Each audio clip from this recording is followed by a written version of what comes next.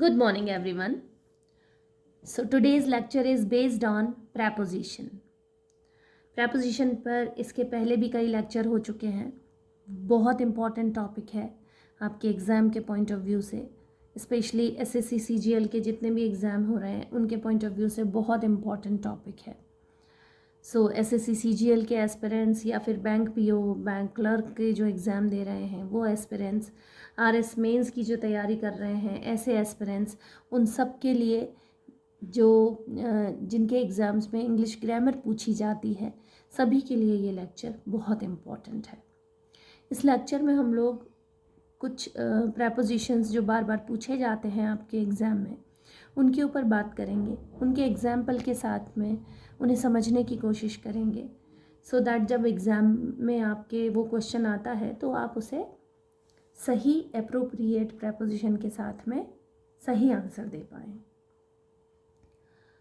So video को ज़रूर video को लाइक कीजिए, शेयर कीजिए और चैनल को ज़रूर सब्सक्राइब कर लीजिए. आप कमेंट सेक्शन में प्लीज़ कमेंट करके बताएं कि आपको लेक्चर कैसा लग रहा है, so that I can understand.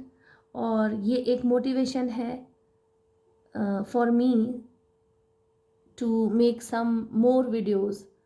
और आप कमेंट सेक्शन में अगर आपको लग रहा है कि कोई चीज़ कोई टॉपिक छूट रहा है या कुछ और तरह से एक्सप्लेनेशन होना चाहिए तो भी आप प्लीज़ कमेंट सेक्शन में कमेंट करके ज़रूर बताएं. So let's get started. आज का जो फर्स्ट प्रेपोजिशन है जिस पर हम लोग बात करने जा रहे हैं वो है ओवर. सो ओवर जो ओवर वर्ड जो यूज़ होता है उसका, ये जो प्रेपोजिशन यूज़ होता है, इस प्रेपोजिशन का मतलब हिंदी में अगर इसका मीनिंग देखेंगे तो वो होता है ऊपर, राइट. लेकिन ये जो ऊपर किस तरह से यूज़ होगा वो देखिए. आप एग्जाम्पल देखिए. The plane is flying over the mountains. Plane जो है, एरोप्लेन जो है, वो माउंटेन्स के ऊपर उड़ रहा है, तो टच करते हुए नहीं उड़ रहा है, माउंटेन के काफ़ी ऊपर उड़ रहा है, राइट. सो ओवर जो ऊपर के सेंस में यूज़ होता है, लेकिन इसमें आप उस चीज़ को टच नहीं कर रहे होते हो, राइट. सेकेंड एग्जाम्पल देखिए.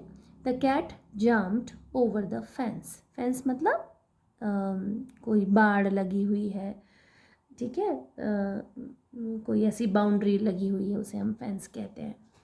सो द कैट जम्प्ड, जो कैट है, बिल्ली है, उसने जंप किया, उसने वो कूदी ओवर द फेंस. फेंस के ऊपर से, वो फेंस पर टच नहीं हुई, फेंस के ऊपर से कूद गई, right. That is over. Next is through. THROUGH, through. Through का एग्जाम्पल देखिए. I found my way through the crowded market. Through मतलब एक किनारे से दूसरे किनारे तक जाना, ठीक है, मतलब एक जगह से दूसरी जगह तक, दूसरे किनारे तक पहुंचना, उसके लिए थ्रू यूज़ करते हैं. आई फाउंड माई वे, मैंने अपना रास्ता खोजा थ्रू द क्राउडेड मार्केट. जो भीड़ से भरा हुआ जो मार्केट था उसमें से मैंने अपना रास्ता खोज लिया, तो एक किनारे से दूसरे किनारे तक वो आ गया. That's why through. Next example. The train travels through the tunnel. जो टनल थी, टनल के एक किनारे से दूसरे एंड तक, एक शुरुआत से दूसरे अंत तक, जो टनल का अंत था वहाँ तक ट्रेन ने ट्रैवल कर लिया, ट्रेन गुजरी. थ्रू. थ्रू मतलब एक किनारे से लेके दूसरे किनारे तक, एक जगह से दूसरे जगह तक, तब हम लोग प्रेपोजिशन थ्रू यूज़ करते हैं. Next is around. Next is around. Around means किस, चारों तरफ, अराउंड, राइट. अराउंड पूरा एक चक्कर लगा देना, उसे, उसके लिए प्रेपोजिशन अराउंड यूज़ करते हैं. एग्जाम्पल देखिए. We walked around the neighbourhood. Neighbourhood मतलब हमारा जो पड़ोस था, हम उस पड़ोस के चारों तरफ एक चक्कर लगाए आए, पड़ोस में घूम आए, पड़ोस के चारों ओर एक वॉक, टहल आए, घूम आए, चल आए. ये we walked around neighbourhood, around the neighbourhood. Next example. The children played around the park, park के चारों तरफ बच्चे खेल रहे थे, पार्क के चारों तरफ बच्चे। The children played in the park मतलब पार्क के अंदर खेल रहे थे। The children played around the park, around the park मतलब पार्क के चारों तरफ खेल रहे थे। दोनों ही सेंटेंस सही हैं, दोनों प्रपोजिशन सही हैं, राइट। अराउंड द पार्क भी हो सकता है और इन द पार्क भी हो सकता है, ठीक है, अकॉर्डिंग टू द सिचुएशन, कैसी सिचुएशन है। Next is off, O double F, off. Off मतलब टूट के अलग हो जाना, एक जगह से दूसरी जगह गिर के टूट के एकदम अलग हो जाना, टच नहीं रहना, ठीक है।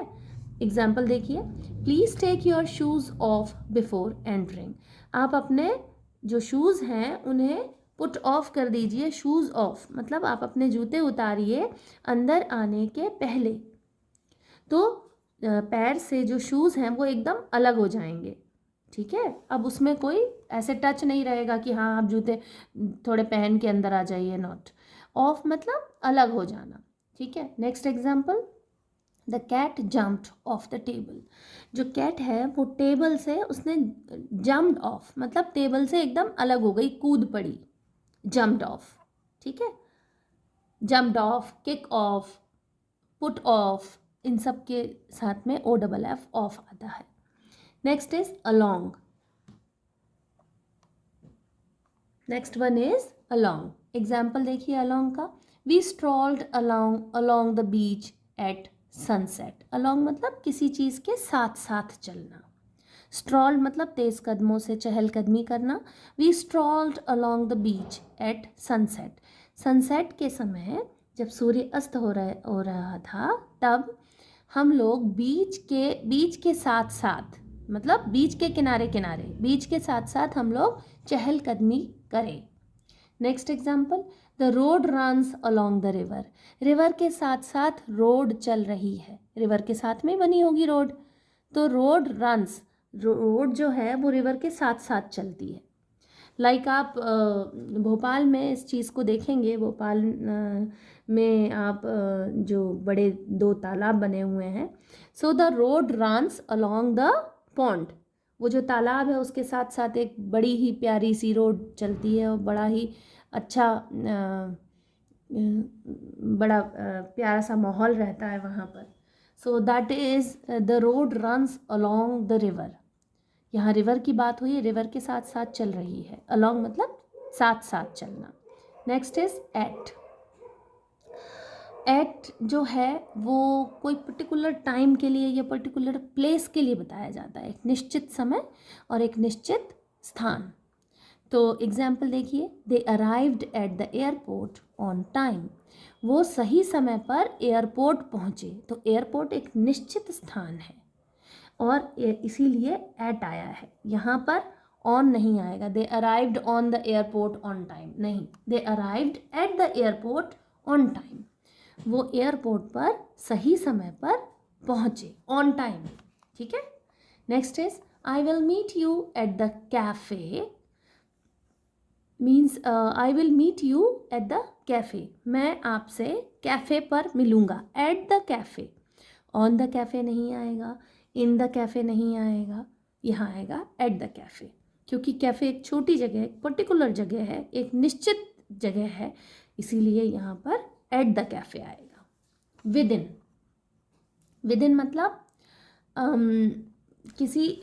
विद इन किसी चीज़ के अंदर, विद इन द टाइम या विद इन द रीच, यहाँ पर विद इन इस तरह से यूज़ होता है, किसी चीज़ के अंदर अंदर। तो keys are within reach, जो कीज़ हैं वो रीच, आपकी रीच मतलब आपकी पहुँच के अंदर है, जो कीज़ हैं, चाबियाँ हैं, वो आपकी पहुँच के अंदर हैं। The keys are within the reach, the keys are in reach नहीं होगा, आपकी पहुँच में, आपकी पहुँच के अंदर है, विद इन आएगा यहाँ, इन नहीं आएगा, इन रीच नहीं आएगा।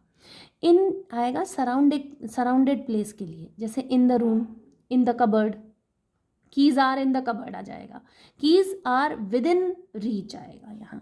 Next example, we found the solution within the book, हमने बुक में ही सॉल्यूशन ढूंढ लिए, हमने बुक के अंदर ही, विद इन द बुक के अंदर ही हमने सॉल्यूशन ढूंढ लिए।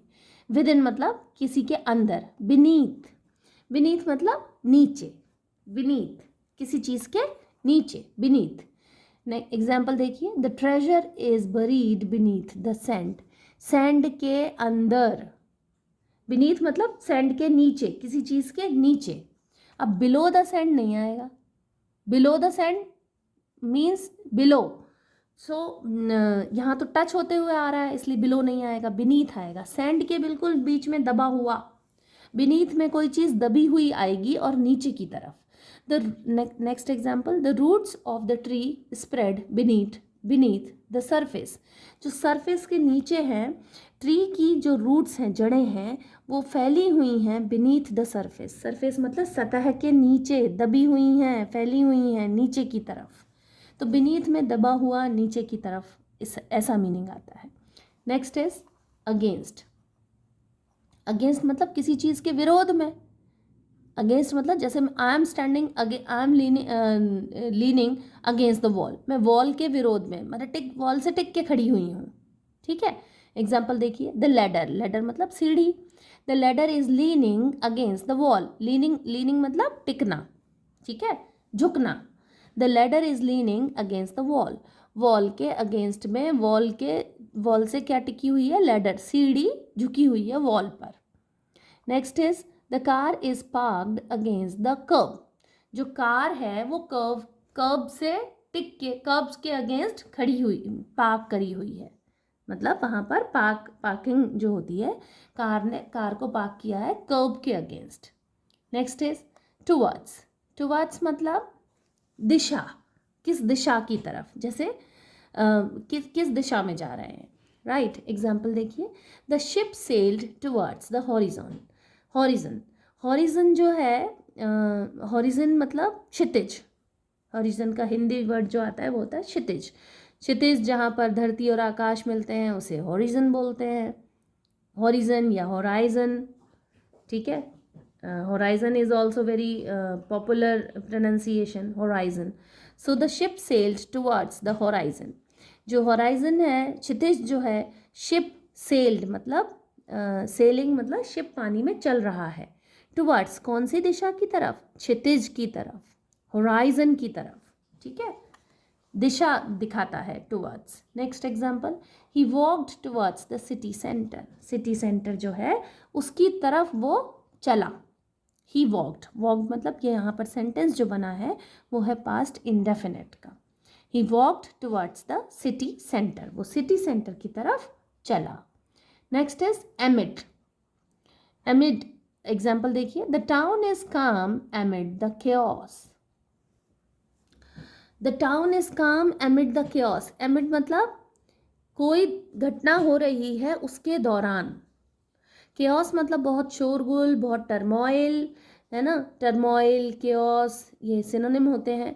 जो शोरगुल हो रहा हो, कोई झगड़ा हो रहा हो, कोई रिवॉल्ट काइंड ऑफ हो रहा हो, है ना, कोई विद्रोह हो रहा हो, तो टाउन इज काम, जो शहर था वो शांत था, एमिड द केओस, ये जितना भी टर्मोइल हो रहा है ना, जो केओस हो रहा है उसके दौरान भी शहर शांत था। कई बार होता है ना ऐसा, कई जगह बहुत ऐसे शोरगुल मचे रहता है, विद्रोह होते रहता है या मारधाड़ होती रहती है, लेकिन कोई एक गांव बिल्कुल शांत बने रहता है, तो द टाउन इज काम, काम मतलब शांत, जो शहर था वो शांत था, एमिड द केओस, चारों तरफ शोरगुल था, लेकिन शोर शराबा था, झगड़े फसाद थे, लेकिन टाउन जो था वो शांत था। Next example, the flowers Bloom एमिड the greenery, flowers Bloom मतलब खिलना, एमिड द ग्रीनरी, जो ग्रीनरी थी उसके दौरान, उसके अंदर फ्लावर्स खिल रहे थे, फ्लावर्स जो हैं वो, फूल जो हैं वो खिल रहे थे। Next is upon, upon means, upon का एग्जाम्पल देखिए, the sun rose upon the horizon, upon the horizon. अच्छा, अपॉन और ऑन इन दोनों में ये अंतर होता है कि ऑन जो है उसमें मूवमेंट नहीं है और अपॉन में मूवमेंट है। यहाँ एग्जाम्पल में देखिए आप, सन रोज सूर्य उगा, अपॉन द होराइजन क्षितिज के ऊपर, क्षितिज के ऊपर सन उगा, तो यहाँ पर मूवमेंट है इसीलिए आएगा upon. Sun rose on the horizon नहीं आएगा, मूवमेंट है इसलिए upon the horizon. Next is the decision was made upon careful consideration. Careful consideration मतलब एकदम ऐसा बहुत अच्छे से विचार विमर्श किया गया, बहुत सावधानीपूर्वक विचार विमर्श किया गया और उसके ऊपर डिसीज़न बनाया गया, डिसीज़न लिया गया। तो यहाँ पर एक मोमेंट है इसीलिए आएगा upon, right. Next is throughout. Throughout means throughout मतलब बिल्कुल completely. Music played throughout the night, सारी रात म्यूज़िक जो है वो बजता रहा, through out.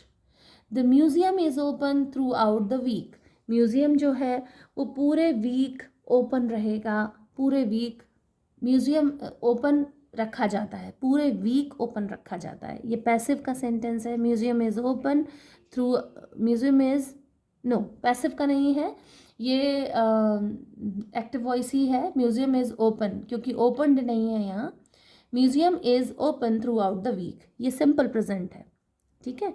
So museum is open throughout the week, museum जो है वो ओपन है पूरे वीक के लिए, throughout the week. Throughout the session, he was speaking English through out the session, वो पूरे सेशन के दौरान, पूरे सेशन कंप्लीटली वो इंग्लिश स्पीकिंग करती रही, right. She was busy through out the cooking, वो पूरी कुकिंग के दौरान वो बिजी रही, राइट। थ्रू आउट मतलब पूरा का पूरा कंप्लीटली एक घटनाक्रम के दौरान, तब हम यूज़ करते हैं थ्रू आउट। सो आज के लिए इतने ही प्रपोजिशन हम लोग करेंगे। नेक्स्ट सेशन में कुछ अलग ग्रामर के टॉपिक की बात की जाएगी, बिकॉज़ प्रपोजिशन पर बहुत सारे लेक्चर्स हो चुके हैं, पहले भी रूल्स पर बात किए। ये बहुत इम्पॉर्टेंट टॉपिक है और आई गेस थोड़ा कंफ्यूजिंग भी है।